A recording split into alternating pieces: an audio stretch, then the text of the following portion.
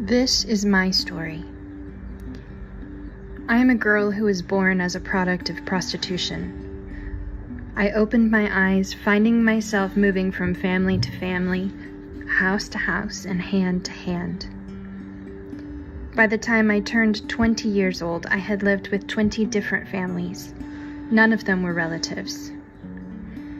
Each one of those families had their own routine of life, their own habits, traditions, and culture. I had to find a way to fit in with each. If they were conservative, I had to be conservative too. If they were open-minded, I had to take on their perspective of life as well.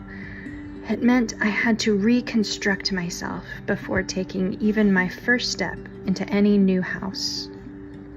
At the beginning, this was difficult, but over time it did not matter to me as much as finding good treatment. Unfortunately, most of these families had one rule in common: nothing for free. You should be a babysitter, a housekeeper, a cook. Some families hit me or kicked me out if I did not do all that was expected of me. Others I ran away from to protect myself from being raped or abused. I went without food a lot, and many nights I slept on the roofs of neighbors' houses. In the winter, it was very cold. And for a period of time, I was put into an orphanage. Living without a parent, without food, without clothes, without money was okay with me.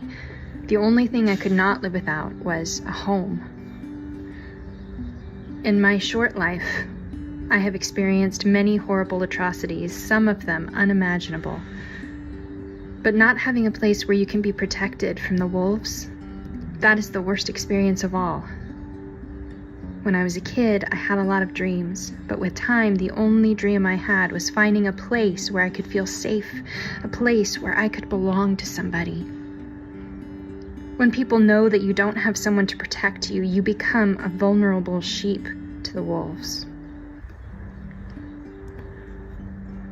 All of my life, I've been hunting, not for treasure, but for family. Sadly, most of the families that I lived with were never satisfied. I never felt that they loved me. They took advantage of me and then boasted to their friends and neighbors about all the good that they were doing. But then something changed. I was introduced to women who seemed to genuinely care about my well-being, about my health, my education, my emotions, and even about my dreams. They shared something with me that I had never understood before.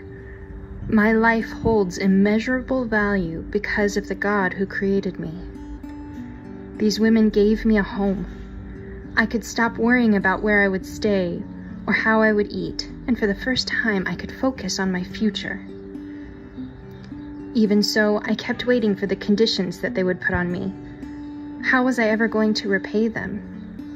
How would I ever be able to repay them? What I've learned over time is that these moms genuinely love me without condition. As I looked around at this community and saw how Christians give without thought of return, it made me want to know Jesus myself. I still have a lot to learn and far to grow, but now I'm doing that learning and growing in a community that teaches me what God's Word says about me and about Him. We all know that the two people who want the best for you are your mom and your dad. I did not have those, but now I have many. Thank you to Rehema House for making me feel safe. Thank you for letting me know the real meaning of family.